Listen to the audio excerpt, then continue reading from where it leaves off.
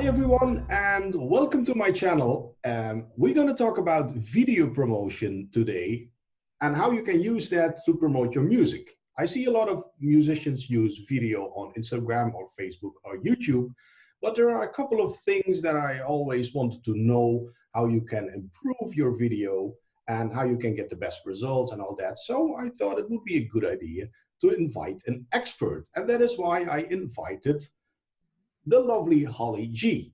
So, welcome. Awesome, Maurice. Thanks for having me. I am so thrilled to be chatting with you today about video. I'm excited to dig in and share all of my best tips. That's super. That's super. That's exactly what we want. So let's start with introduce you. Sure. Introduce yourself. How did you start with the whole video thing, and what's your connection with creating video? Sure. So basically, I have a professional background in video production. I've been involved in video production working as a camera operator, a producer, and editor since 2008 here in New York City. And then in 2013, I transitioned into running my online business where I empower leaders and experts how to go from confused to confident and from fearful to fearless on both sides of the camera. I do this by teaching them the skills they need to create what I call business cinema. And business cinema is just the way that I like to describe the next level of video. So it's video with a plan, a purpose, a system, and a strategy, not just creating videos all willy-nilly just for the sake of creating videos, but actually creating videos that help propel you forward. Excellent. That is absolutely helpful, probably if you want to promote anything online. Anything, really, yeah. Yeah, I mean, it's pretty much a visual world we live in today. You can't go online and just find something that has only text. Probably everything has at least pictures and video. So maybe you're missing out if you're not using any of the visual, visual things to promote the product that you want to promote. Absolutely, especially if it's you're the musician, you're the face of your band, so to speak, then you definitely want to make sure that your face is front and center. Although we will talk about faceless videos later on, but just wanted to put that out there. Yeah, because I wanted to know, how do you see in one sentence, what would be the number one benefit for a musician to, so to speak, expose themselves in video? It helps create that connection with your audience. When people have the opportunity to, because not everybody's going to be able to make it to your gig, and maybe you're not a gigging musician, and maybe you don't out and, in front of your audience on a nightly basis. So the only opportunity that you're going to have to be able to connect with the audience and build your fan base is through video, using that video as an opportunity to have people get a chance to get to know you, maybe see a little bit behind the scenes, behind the story, behind the music of why you do the things that you do, and maybe a little bit about why you created each song the way that you did, or a little bit about your backstory and how you got involved in music and what instruments do you play. Like there's so many things. Mm-hmm. A lot that you can talk about. A lot that you can talk about. If you want to, but it's. I remember my first time on video, and I was super stressed, just with the idea of that people just would see me. I was starting to share things that were normally something that I only talked about with my friends, and then suddenly I really felt that it would be shared with the world. That is probably something that a lot of people will have if they. It's kind of getting out of your comfort zone, out of your small home studio into the wild world. Is that what the WWW stands for? Wild Wild World? Yeah. And yeah, I think so, probably. But no, so you're not alone. Okay. So everybody, I would say most people feel that way the first time they get in front of the camera.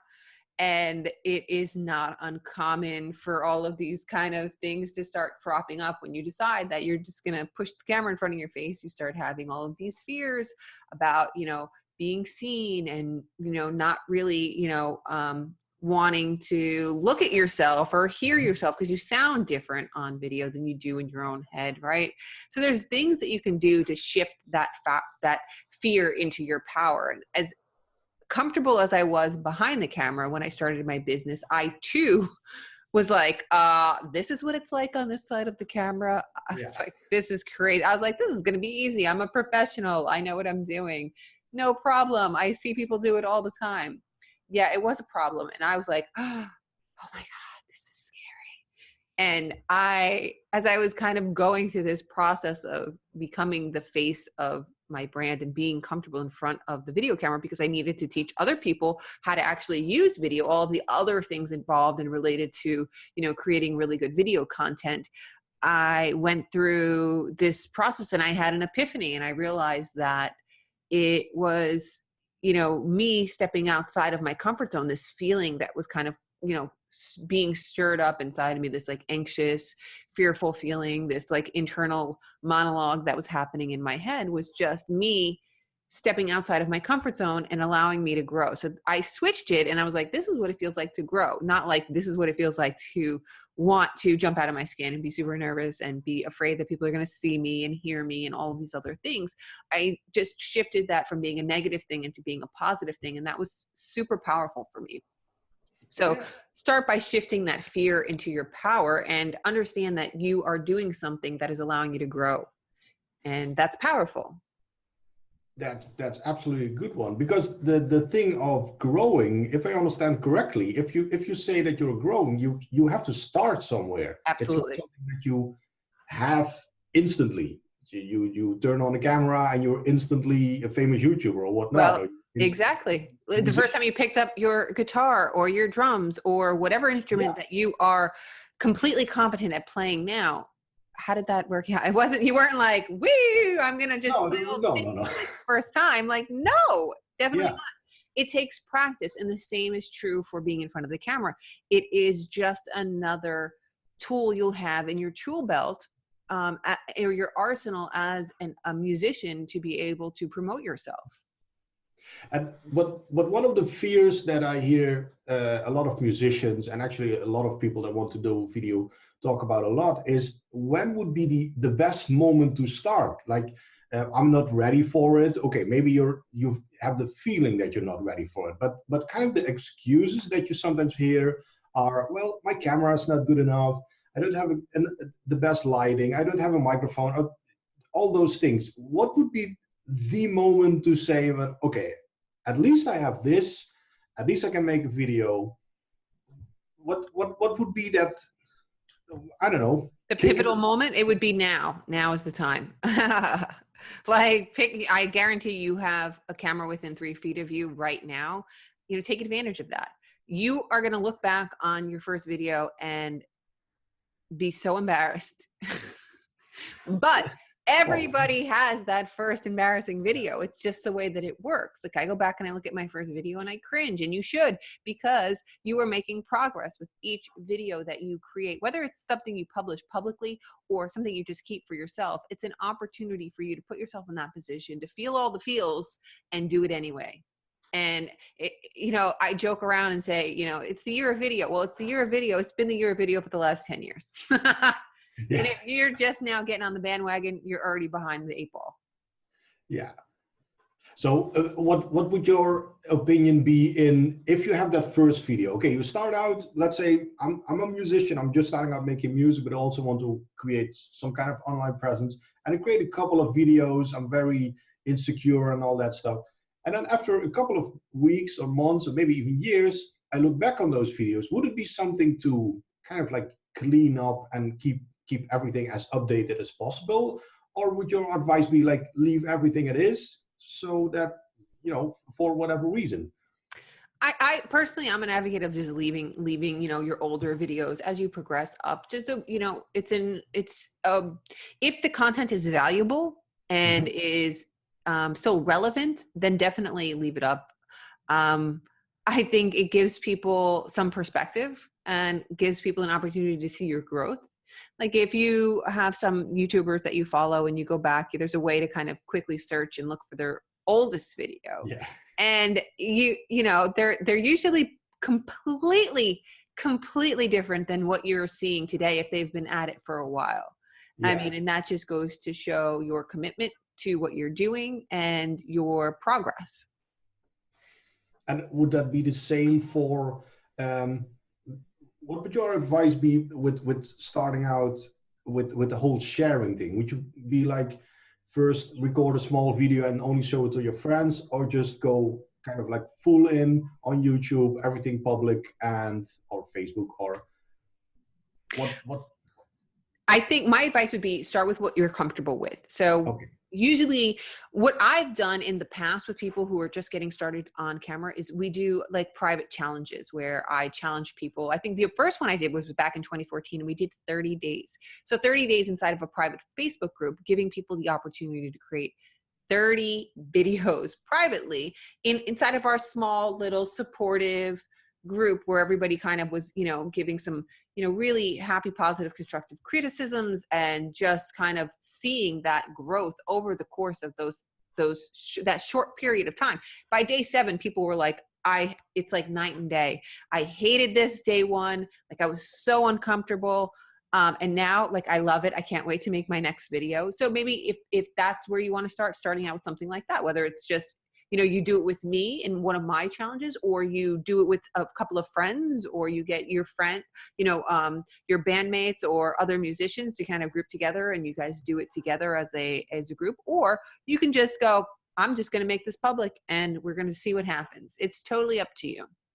That's a great idea. I really like the idea of creating a small group, or joining your challenge, Yeah. for example, and just keeping it. If you're really anxious, there are musicians out there that they are great in making music, but they are super anxious even to be on stage, for example. Mm-hmm. Those things could be, yeah, I can see how they could work. So, but you also have musicians that I see on Instagram that just want to not be on camera, but still want to try, and they don't show themselves. They just show the instrument, which sometimes is kind of a technical thing. It doesn't all fit into the small camera. Okay, I can kind of see that. But what would your opinion be on the faceless musician, so to speak? I think it depends on what your long-term strategy and plan is. Are you going to be like, well, we've mentioned a couple of people who were faceless off camera, and I'm trying to think of some of the people that we mentioned. Kiss was faceless for a long time. Kiss. The Gorillas were faceless, are actually sort of faceless. They are cartoons. Guar, right? They were Guar. costumes. You know, it depends. If that is your shtick, if that is your marketing plan, that is your long-term strategy to remain faceless and nameless, then by all means, right? You have to take everything with a grain of salt and use your best judgment. But I think if your long-term strategy is to become, you know, a famous musician, or, you know, gather, you know, up a fan base, people want somebody to connect to. They need that human connection. They need eyes, they need a mouth, they need a face that they can see that's emoting emotions so that they can connect to what they're doing. I don't think long term, if that's what your plan is, starting with, you know, just showing your hands, unless you're recording a technical video, then that's probably not the best strategy. You're going to have to bite the bullet and just do it sooner or later. Yeah, that's true. So basically, everyone that starts with music, at least try to show your face at least once, something like that. I think so. I think that that's really important to creating that connection with your viewers, because they're going to connect with your face. They're going to connect with your music, but they're going to connect with your face. Just for the same reason brands, you know, have, you know, certain imagery and things like that. You connect with that brand, you start to associate. Well, when you're the brands, you need something for them to connect to besides your instrument. Yeah, it's probably the same for all artists. Even if you're a photographer, for example, you're just going to post a picture of your camera, then that could be like thousands of photographers. So it's the same with musicians. It's your face and who you are, your personality, the way that you project on camera. That is what differentiates you from all of the other people who are doing, you know, creating music in your genre. And it actually also fits in with the thing like what you mentioned before, the whole process of starting out and seeing your growth. It's the same with the image, with seeing yourself, not only hearing your music grow, but also seeing yourself grow, not only grow older, but also yourself form into more of a musician, become more comfortable on camera, but also become more comfortable with your music. Yes, absolutely. 100%. And what is your opinion on the best platform that they can start to use? Is it like create one video and post them on all platforms, or is there? Yeah. So my thoughts here and best practices are, I don't recommend creating one video and then posting it across all platforms, because all the platforms are different, right? Everybody is, doing different things on different platforms. People are interacting and engaging with content on Facebook differently than they're interacting and engaging with content on YouTube. So you want to keep that in mind when you're creating content, that you're creating it specifically not only for the audience members that that are going to be on that platform, but the way that people are kind of using that platform natively, right? I recommend you start with where your audience is. That's the most important place. It's not necessarily about the platform, it's about your audience on the platform, right? And then you can kind of take the content that you're creating and customize it for that platform and create content specifically for that platform. And then if you want to create similar content for other platforms, I recommend doing complementary content and making it a little bit different. So the kind of video I would make for an Instagram video, not to mention that there's different restrictions on videos, lengths and things like that on different platforms. So you want to keep that in mind. But a video that I make as an Instagram story is going to be completely different than a video I make as a YouTube video. And then that's going to be completely different than a Facebook Live. They all might have the same topic or, overall idea, but they're going to be different. That makes sense. That makes a lot of sense. Yeah. But there's one thing that I always wonder, and when you look on YouTube and you see, and I don't count the famous YouTubers because they can kind of make any video and people will watch. But if you're just starting out, you want to have some kind of traction. You have that on YouTube, you have that on Facebook. You want to gather those first couple of people that watch your video and hopefully comment on it and share it. How do you see the opportunities for a musician to kind of promote their videos the SEO way, the search way? So what I mean by that is, if you have a new guitar and you want to promote that, you can type the name of the guitar in the title, and then if it's something that is trending, then you might be lucky. But how do you promote yourself if you're not at all trending? It's a slow, I say video is a long-term strategy, right? So you need to consistently be creating content for your audience and consistently inviting your audience to kind of participate and engage with you, and consistently letting people know where you are and, the type of content that you're creating. When you consistently show up for them, they will consistently show up for you. And it is, if you don't already have a built-in audience, a built-in base of fans that are waiting for this particular content, like you have, follows on Facebook and your Facebook page or whatever have you, then you have to kind of let people know, like, hey, this is where my content is on Facebook. And there's different, you can tag it in different ways. But when people go on Facebook, they're not typically like, let me search Facebook for such and such video. Like, yes. I mean, if they don't know you, they're not like looking for that content. So with Facebook, it's about, having that built-in audience and or attracting those people and then letting them know where you are, where they can kind of hang out with you, where they can kind of engage with you, where they can participate in the conversation with you, right? That would be like through Facebook Lives or through the comment section in your on your page from your threads and your posts. Oh, okay. With YouTube, it's different because you can optimize the metadata on your videos so that you could potentially be attracting new people, regardless of whether they know you. Maybe they're looking for like, happy vibe guitar music. And that's what, that's kind of what you make. So, they can add that into the search bar and then discover you in that way. So you really want to take advantage of, and this is again why I say you want to make different types of video content for the different platforms, because people there are doing different things with you, whereas YouTube's more of a search engine. Facebook is not. And you want to take advantage of that by optimizing the metadata and the type of content that you create and making it searchable, and thinking about your audience and what they could potentially be searching for. Mm-hmm. Would it also help to have a more of a consistent or more of a plan with your videos, or would it just be like you have some musicians that post on Instagram and they post one video and it's doing pretty well, and then they just don't post for weeks because the video is doing well? Is that something that is actually a good idea, or because it feels a little strange actually? Consistency is key when you're creating content and building an audience, just like anything else. Mm-hmm.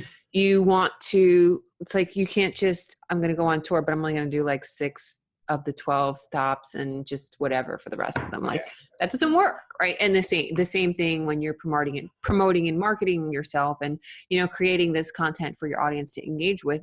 Like I said earlier, when you show up for them, they will show up for you. So you want to make sure you set the tone and set the precedent. You know, you can produce a piece of content every 6 months, but let people know, like, hey, this is how my content is coming out. And, you know, if you want to interact or engage with me, come out to my live shows. Yeah. What would it be a good idea to also do live shows when you're just starting out? Because if you don't have that many followers, would it help on Facebook, for example, or maybe on YouTube to do a live show? Or what could you do as a musician in a live show, actually? Just if you wanted to do a Facebook Live, you could, you know, do like, I'm taking requests Facebook Live, and, you know, invite your current audience to kind of, if you have audiences like on other platforms, like maybe you have a following on Twitter, but you don't really have a following on Facebook. So you can invite your Twitter audience over to your Facebook to do, you know, your request Facebook Live performance, and, you know, do shout outs or different things like that. Or maybe have like, you know, this is an opportunity to ask band questions or ask me as a musician questions. Or if you're teaching or it's more of a technical thing, this is an opportunity for you to kind of do like a tutorial or, you know, a technical training on specific instruments or songwriting or how to read music or how to tune your instrument, you know, anything like that. And if you don't already have that built-in audience there, inviting people and letting them know about the Facebook Live. And again, this is also something that, you know, when you consistently show up, you know, it's like a TV show. If you're watching TV show and then all of a sudden it's on Monday night at 8:00, and then next week it's on Wednesday at 5:00. You're like, but I thought I was on Monday at 8:00. Now I'm confused. Like, you know, you want to keep that in mind. Obviously the TV stations, they have a little insider information. They've been doing it a long time. And if that worked, that's what they would be doing. And clearly that does not work. Right. And same thing with Netflix and, you know, with YouTube, I always say you want to create a binge-worthy experience. So you want to have, you know, a bunch of videos on your YouTube channel so that people can come over, discover you, go, oh my God, did you see this new show over on YouTube? I want to totally binge every episode. And different than if you were doing Facebook Live. You want to be more like, you know, programming where it's, I show up, this is the show, this is the format, this is, you know, what time we show up, this is what we talk about, kind of a thing. Okay, that makes a lot of sense. That's a good advice. What would be, aside from mainly the video, what would be something besides the video that musicians should focus on when they want to start the whole online marketing thing? What video should they focus on? Yeah, like for example, they decided that they want to do video, and they decided that they found a platform. What would be the exact next step to, like, okay, they record and then they put a video on Instagram, and then it's like, maybe I can explain a little bit, like. I know what you're asking me. So the answer is, okay. I know you had talked about something earlier about, should you have a plan? You should totally have a plan. I am all about the planning. I joke around and I say, you know, because my background is in video production. I've worked on professional sets in many different facets. And I always joke and say, you know, it's Brad Pitt does not show up on set day one when they're about to start recording and go, what's happening? What should I wear? What am I talking about? Who's my character? Absolutely not. That does not happen.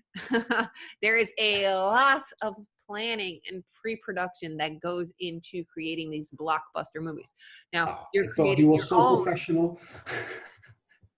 You're creating your own blockbuster. So you want to, again, emulate what the professionals are already doing, and, make it work on your scale, right? So I highly advocate pre-production. I teach people, like I mentioned earlier in my introduction, how to create business cinema. And business cinema is video with a plan, a purpose, a system, and a strategy, not just creating video for the sake of creating video. So you want to have that structure in place, the plan in place, the system in place.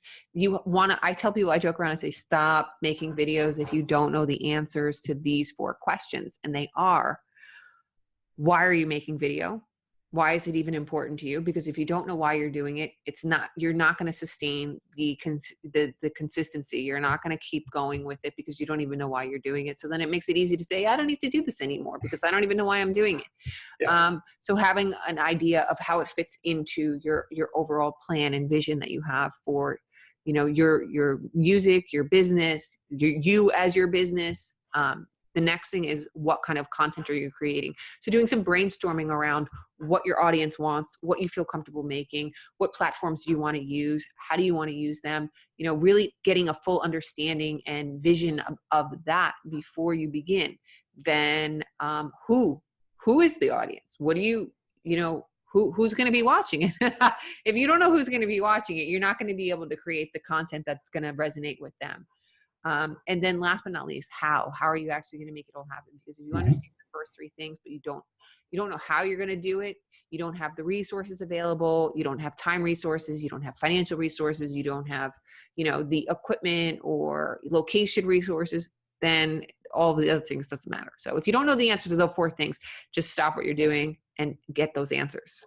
Yeah, that was exactly what I hoped that you would say, because that's what I mean. What I meant before was there was so many musicians that are actually just creating one video, and then that's it. Then like, I have one video on Facebook and I don't know why, but nobody is showing up and there's nothing happening. So these tips are super valuable. That's exactly what probably a lot of musicians should should try to work with, in my opinion, at least.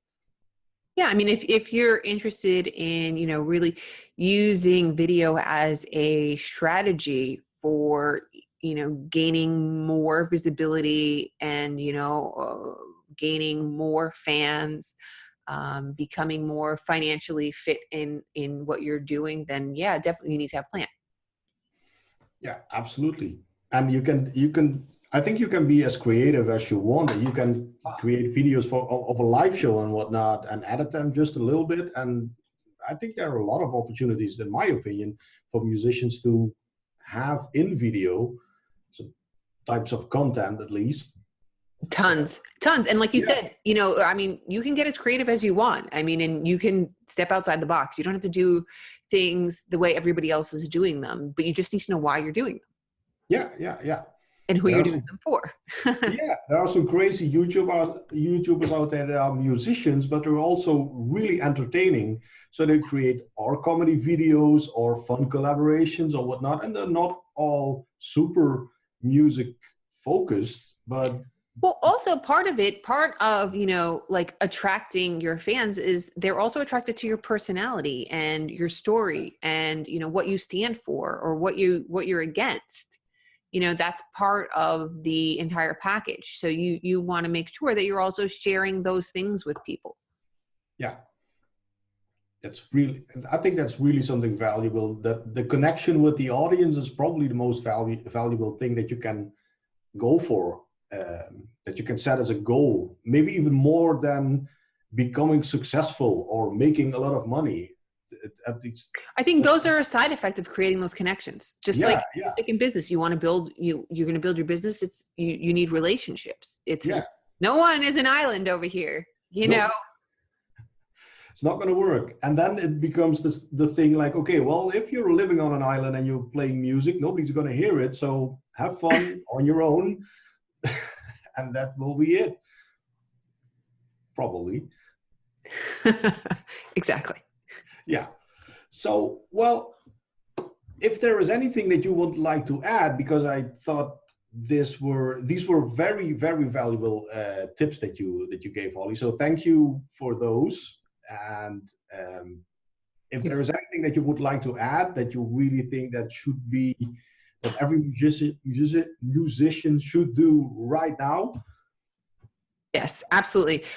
So to circle back and let you know, like, it's super important if you're building your, you know, your business, your brand around your music, and you really want to, you know, increase your fan base, that you start with a plan. Like, it's real, that part, I wasn't joking. Like, literally put your camera down, step away. Like, if you don't know the answers to those 4 questions, and I highly advocate that you just pick up your camera and you just get started. Everybody is uncomfortable in the beginning.